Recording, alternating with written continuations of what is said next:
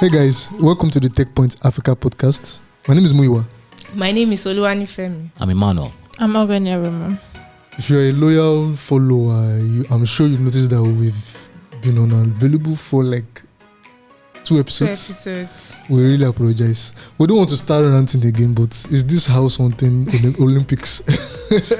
This house hunting Olympics. It's Olympics. I want to drop out. Okay, but hopefully it will be resolved soon. Yeah, soon. Nigeria is just frustrating all over. Whether you're looking for a house, whether you're trying to travel, Whether you're supporting Super Eagles. yeah, or you're trying to just pay for simple things. Like I'm struggling to pay for some streaming services because CBN. Or is it not CBN? Not necessarily Not the necessarily. CBN. So what happens is the banks are reviewing the dollar transaction limit downwards because the CBN says they're going to stop selling forex to banks by the end of this year. So they're trying to manage the little forex they have already. They call it current economic realities. Oh yeah. Yeah, the economic realities. So yeah, Nigeria doesn't make enough forex. yeah. So they want Sadly. the banks to focus more on exports and stuff like that to earn forex themselves. So like when they say focus on exports, they don't mean provide loans to people who are doing export business. Because banks don't do that. Banks don't do bank. All they want is just remove 15 naira stamp duty. And card maintenance. Card maintenance. Card that is with me. so weird. I have no words so far, so good. But I think it's room for improvement in the way banks go about their operations, right? I just checked my Fidelity emails now and I saw them advertising an export class, a master class for export, how to earn in dollars and do business. That's interesting. Yeah, so if they're encouraging more businesses to export their items, because most of the items we produce in Nigeria, make them in Nigeria and sell Consume them in Nigeria. Yeah. So if banks are encouraging businesses to export and of course support them with loans like you just mentioned, Yeah, which is what banks should be doing. Actual banking. Right. Well, But the situation we found ourselves now, it's not nice. It's not nice. Yeah, it's it's affecting not. a lot of a lot of things. things. So, For sure. Inflation, of course, is Right. It's having affecting what you eat, what you buy. An everyday thing that you don't even know where it's coming from. agency and agreement, everything. Ripple effect. Oh, so even that is even affecting that. Yeah, Yes. they're Everything. telling us. So. Right? How does that affect that? Because it's affecting the price of the house, and the agency and agreement is percentage of the rent, right? Yeah. And you have to buy materials with inflated prices. So if the rent was supposed to be like 1.5 million naira and it's now 2 million naira, the agency and agreement will be a percentage of that 2 million naira instead of 1.5. So Yeah, everything is just they've increased the percentage to account for It's diesel crazy. and everything. So, oh my god. but there should be alternatives now, like that could work for stuff like this. There are virtual dollar cards and what. But even some services will tell you they will not reject those cards. They'll tell you use a Yes. card that is issued in your country, but they don't know that we can't use a And card another that's card issued in our is- country. And it's not just for even streaming. I mean, you guys were talking about Yeah, we're Grammarly trying to subscription subscribe to Yeah. Grammarly. that you use for work. So it's not just for enjoyment, right? It's for other stuff other that things you that are need important. because they are not available in Nigeria, and what they are trying to promote, so to say, is to make sure people are buying Nigerian made services and But they're not Products. producing goods them. and The alternatives are not as good as the current one. Yeah. That is if they are so maybe this is the available. time for them to be good. They are streaming services now that can rival. I'm saying that can rival Netflix. So beyond entertainment, so that means Nigeria should have its own Grammarly. If that's the case. Exactly. So, So we maybe this is the startup idea. We should You- follow you heard it here the first. Russian and China. We are going to collect royalty if you launch that product. If you launch a Grammarly for Nigeria, please.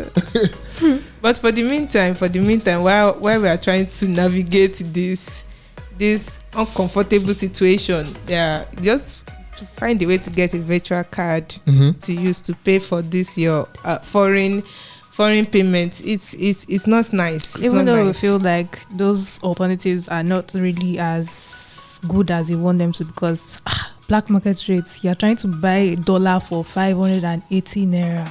Why? It's crazy. It's a lot. Things are reducing in dollars and increasing in naira. It's fun. It's crazy. It's fun. I think what we'll do is we'll probably do an article on how you can work around all of this. Yes. Like a very comprehensive one. Watch out for that. Yeah. Soon. So, So let's go into topic. I mean, interestingly, the first topic for today is kind of related, to government policies and whatnot. So in Kogi State now, it's like some people are having like telecoms blackout. Yeah. So apparently, Kogi State Internal Revenue Service went to court and got a court order to seal telecom operators in the state, to seal their sites. So basically, what happens now is they've sealed over 70 sites, and these include hub sites. Hub sites are sites that serve as sites for other states and other countries in a particular place. So over 70 sites have been sealed because they said that these telecom operators are owing them money from nowhere. We don't know how. How are they owing them? We don't know how, but all of a sudden we heard that, okay, they are owing levies and dues. But we see, what's it called? The name of Alton, that is the Association of Licensed Telecom Operators in Nigeria, said that they are not owing them any money. They paid all so their dues. they paid all the dues. So where is this coming from? So and now it's not just Kogi State that is going to be affected. It's going to affect 9 other states. So it's going to affect Nasarawa. It's going to affect Ondo, Kwara, Ekiti, Edo. So any state that basically borders Kogi State is going to be affected. So your calls, your data, whatever thing you use your network for, just know that you're going to have issues. So because of internally generated fund revenues, you want to put people in blackout. Blackout. He has a satellite phone, right? The governor. The governor probably doesn't even live in the state. It's Probably possible. shuttles Abuja and Kogi and spends most of his time in Abuja. Because Kogi to Abuja is like 1 hour. Okay. That Because explains a lot. how would you take that drastic measure, right? No, The I actually economic effects. I really understand, because I've noticed that once government wants to inform you of a new levy, they first of all arrest you and tell you that, okay, you don't have this. Okay. It happens with car owners a lot. Wow. True. You have a point there, but in this case, I don't think that's the case, because interestingly enough, this is not the first time it's happening. Oh. Same Kogi State. Yeah, I did some research. The same Kogi State, 2018 November, also shut down many base stations for the same reason. I want to play a clip from CNBC Africa, an interview that the Alton president, is he called the president? The chairman. Chairman. Had had with Alton. Just imagine, this is 2018 in November. Is there a potential that we could see more of this in other states from what you're hearing? It is likely so, but there is some hope at the end of the tunnel. There is some hope because we have escalated this to highest level of government. We are now having audience with the highest level of government. Effort is being made to have telecom classified as national security and economic infrastructure, critical infrastructure. And if that is classified by law, we will have some protection against this kind of willful impact on our services. November 2018. And it's repeating itself again. Yeah, even the Highest level of government they spoke with. Yep. The critical national infrastructure bill is still. I don't know what's going on with It's that. still in the works. But what still is in the it? Why is it taking so long? I have no Well, idea. that is our legislative Is telecoms not critical infrastructure? It is. If you're listening to this There are a podcast lot now, of things that are hinged on it. A lot. I Just don't get imagine it. this had happened during like the whole COVID-19 when everything was offline and Exactly. online. Like, Should have been disastrous. Should Much, have it would have been much more. It's disastrous now, but it would have been much Yes. more. So people in Kogi State now cannot connect to the internet, can't make calls. So some people, so I talked to someone in Kogi and the person was like, for one of his current network providers, he doesn't have network at all. He can't do anything. It's basically showing when you know when you put your phone on airplane mode. That's what it's like. That's what it's like. Then for some other network providers, you can actually do something, but it's much slower than before. So what's the government gaining in this? Because I always, it still goes back to like the discussion about right of way and all of that. When governments want the money now, they want this. Are they not thinking about the future? Like if these telcos are able to lay their cables or Right, operate. if they have The freedom ripple effects, the positive ripple effects on the states, Long-term. long-term economic activity that you can now tax and make that money that you are trying to make. They don't think of that. They don't. I don't think they do. So they're not guaranteed of the future. So even the government is not. Nigerians are not guaranteed of the future. The government is not. Have you noticed that when government changed and maybe a particular government is trying to make something work, and another government comes in and just slashes it. But this government has been on for 2 terms. Like it's been. Yes, I'm just trying to compare that. They don't think of the future. So, but Just there's like something now. regarding the telecoms industry. There's something I've observed so far so good.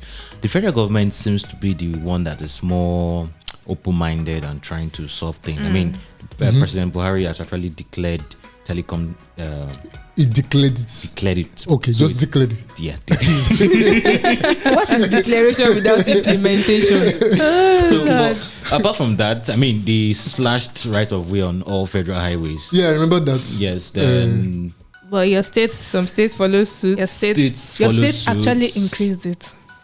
Your own okay. states. Yeah. Which state is that? Why are you asking me? Yeah, I'm from Edo State, yes, so I'm not ashamed to mention them. So, yeah, states like Edo State, even Lagos that we are, actually increased it at the time. And Ekiti State, Anambra State, and a number of 7 states, if I can remember, actually reduced it, and some even removed it completely. But of course, we're still waiting for other states to follow suit, because let's say Ekiti State slash its right of way. How does the fiber cable get from Lagos to Ekiti State? It has to pass through. Exactly. Other states. Because I know what's still happening now. I hear that about 10 petabytes. That's like petabyte is 1,000 terabytes, which is 1,000. So 1 million gig. Yes, it's wasting on. Is wasting on every day. On the coast it's in so Lagos, because they can't spread it. They can't spread it. Yeah, so we don't even need to go as far as the 10 petabytes, right? Yeah. Just Funke Opeke's main one. Main one launched the cable in 2010 or 2009, and with 10 terabits, we've only used 10%. Till now. So that's why internet is not fast and it's expensive. Yeah. So there's bulk of it coming. Bulk of it. And more is coming. More cables are coming. More is coming. Facebook is doing it. So Google is doing theirs. I think. I don't know aware of the situation in the country. They are aware. The distribution situation. The distribution. So the last time I talked with executives at Google, they talked about partnering with local telecom companies to actually try and get these cables to the last mile, right? But what changes? I noticed that with because I know the Equano has pronounced landed in Togo a few weeks ago, and because they know that there's this problem of it spreading into the hinterlands and all of that, they decided to partner with it's not a local company now, but it's a local company and Google partnering together to form something that can actually make this internet go into the hinterlands. Yes. So the Togo government, they're actually talking very, very bullishly about the cable, right? They are saying that they are prepared to make sure they leverage the subsea cable that just landed on their coast and gets the full potential out of it. But it's one thing to say it, it's one thing to even sign it into law in Africa. It's one thing to declare it. Declare. or condemn. Oh yeah, condemn. Declare and condemn. What's the new one now? The one that shocked. The transportation minister was shocked. Every time they are shocked. Shocked, condemn, declare. When there's no electricity. It is well. Yeah. Well, okay. Speaking of Facebook and Google and the big tech giants and whatnot, so Facebook just recently expanded its political advertising service to Kenya. It's been in Nigeria since our 2019 elections. Yeah.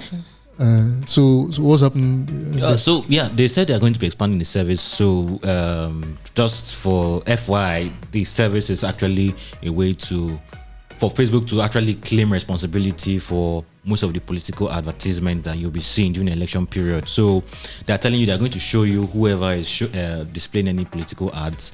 You'll be able to fact check, verify, and it will be placed in the database that you can search later So they'll be employing their team of fact checkers to actually verify these ads and make sure they know who is actually advertising what. I think this whole political advertising service followed the Cambridge Analytica scandal. The US elections in 2016. Yes. So how Russia I think that also affected Nigeria as well during the 2015. Yeah. So that's why in 2019, 1 month before our election, I think I remember writing about it. They launched it in Nigeria. So you can't because Russia was like in the case of Russia, people were putting ads related to the US election all the way from Russia and all of that. So now what they do is you can't place a political ad about a country's general elections without being in that country. So you must be in that country to place the ad, and a few other things, like you said, this searchable, so you can see who placed this ad. They have an archive and whatnot. Yeah. So that's the story on its own, right? The service has been extended to Kenya. Yeah. But the big picture conversation is a big tech company that has become so powerful. Is that not making it have so much influence in our political and societal fabric? It is. Are you kidding? It is. Whether you control it or not, it already does. But they are the ones that find a way to moderate it. How? They are the ones that created the problem because Facebook got so big. It's because people are using that it got so big. It is solving a connectivity problem, so to say. So you made a platform. It's useful to people. Many people join it from different places. You can't control it.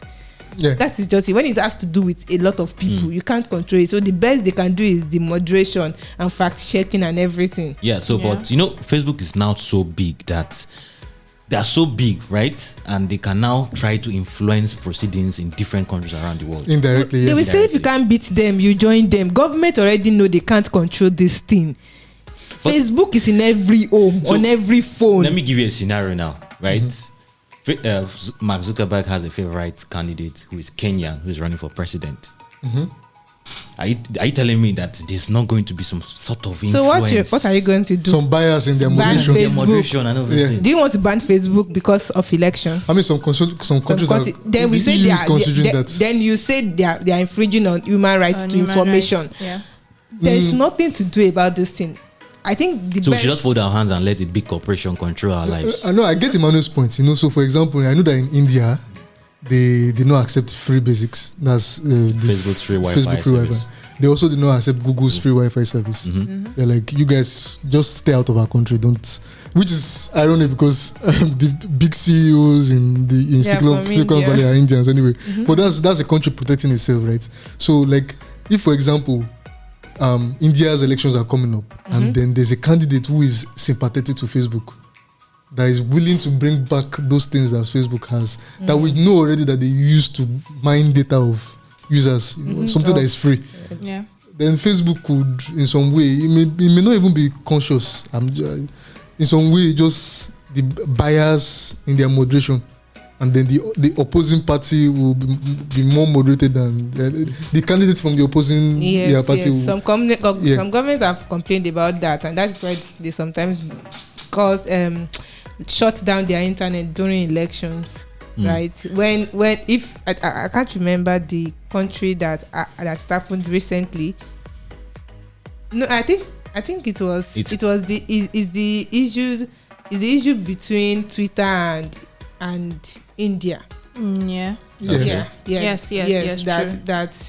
That their platform that is competing against Twitter, is that it? No. Like okay. Twitter just had India just had issue with Twitter. I think what happened they took them to court and everything. It was because of this particular issue, because they moderated a particular candidate.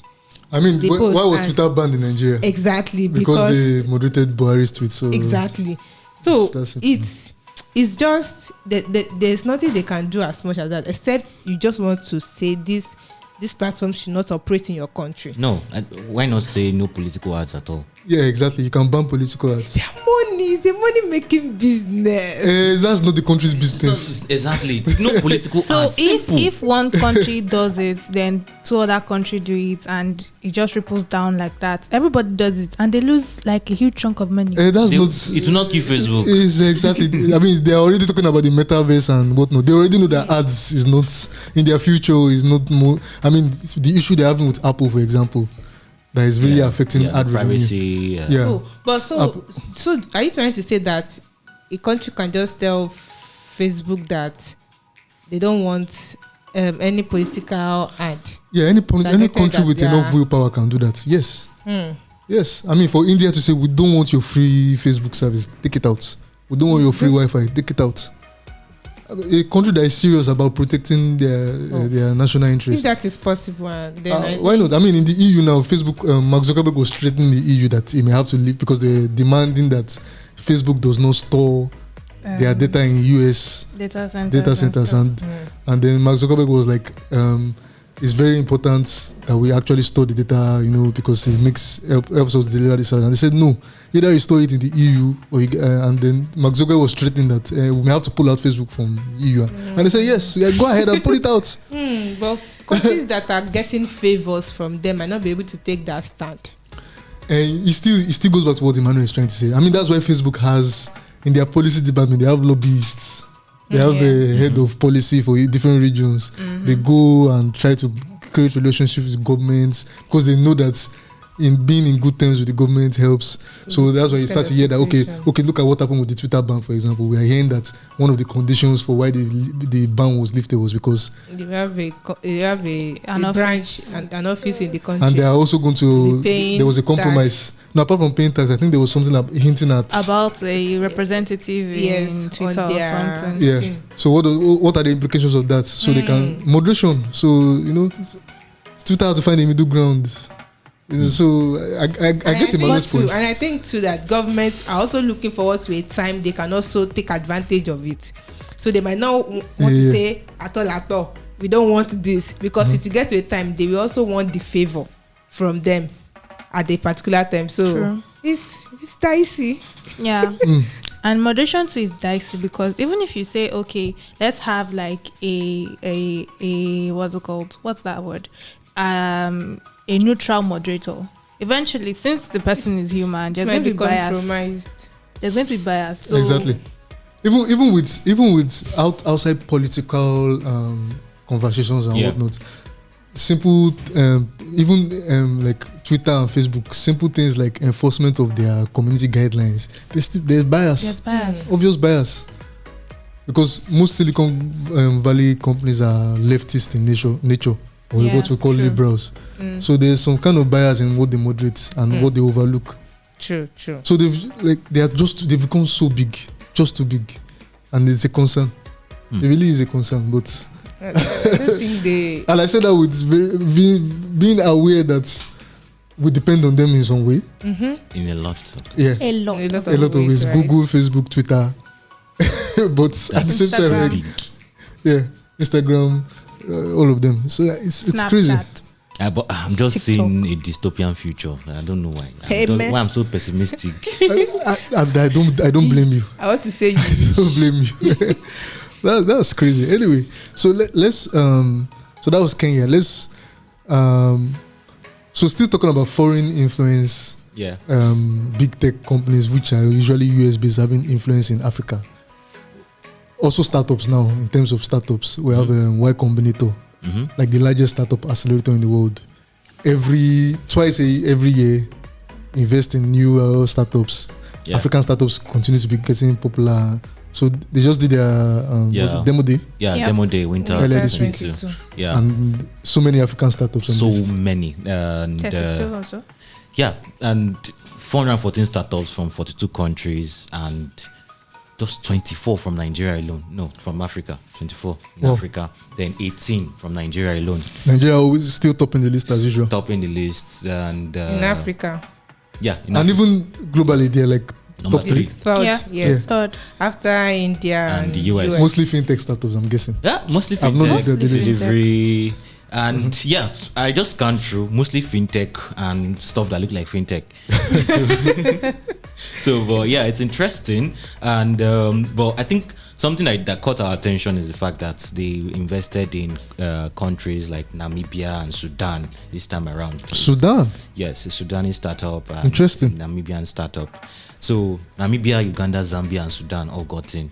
So it was quite curious, and we had to have a conversation with them about the whole thing, and they were like, oh, as they're not really focused on the countries, they're focused on the founders. The founders, yeah. So as long as the founder has a good product and a good service, they're willing to invest in them. So, but the typical big four, Nigeria, Kenya, Egypt, and South Africa, are the usual suspects when you talk of investment, and even Y Combinator's investments too. So, but this time around, after Nigeria, we're having startups from other countries that were not part of the big four. So it's quite interesting, and because there are problems. So now they are validating those markets, sort of. Yeah, validating the markets, and because if YC says this market is good to yes, go, it is. Yeah. then everybody starts to rush that market. And yes, these people will start seeing interest from other investors too. Which is good. It is. But on the flip side, there's the concern about, again, still about, big US companies or US organizations having influence in Africa. A lot of these startups, the founders have to give equity. First of all, before YC will even invest in you have to incorporate in the US. in the US, You have to become a Delaware. So are they still African companies? Are they American companies? And then let's call them global companies. then equity, these US investors have equity. So you start to wonder. And there's the very disturbing. I think I will stand with Nifemi here. There's nothing we can do about it. I think it's important, to be honest, because things like this always signal to to investors in the country itself that, okay, maybe there's something here and we should actually pay more attention, because that was happening in Nigeria, more foreign funding and all of that.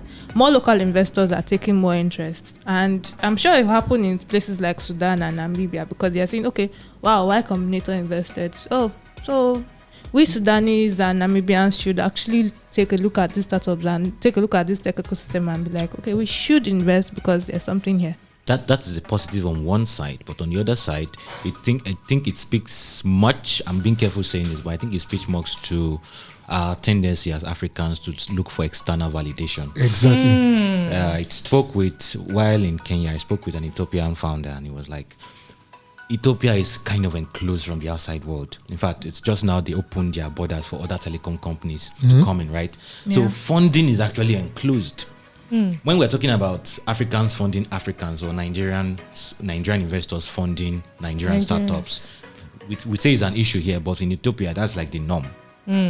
People are funding, Ethiopian institutional investors are funding Ethiopian startups. The definition of startups, it's not that Western definition of startup as this high growth. There's something unique to the whole equation. So that high growth thing doesn't really apply in Africa. And there's something disturbing that I can't remember who I was having this conversation with recently about. Despite the excitement around YC, African countries getting into YC, Nigerian companies getting into YC, and foreign investors having interest in African startups, like it is not really growing our economy. So this was the person's argument, right? It's those foreign investors that are getting the returns from these people, right? Yep. Yes. So except the only contribution will be you will be able to hire more indigenes, more locals who will be spending within the countries. Apart from that, they're not really building the economy. They are building the economies of those people that are outside. So encouraging local investors to invest in local startups should be the best thing. Like the excitement should not be there that a foreign investor is coming into the continent, right? It's very disturbing, because in the long run, it's not looking well. So what would be the potential benefit to the economy if the investor was a Nigerian? Okay, if is the Nigerian investor that's getting the returns, like it's not for his pocket. I know. It's for his pocket, but it spends it within the country. Yes, it's within the country. Okay.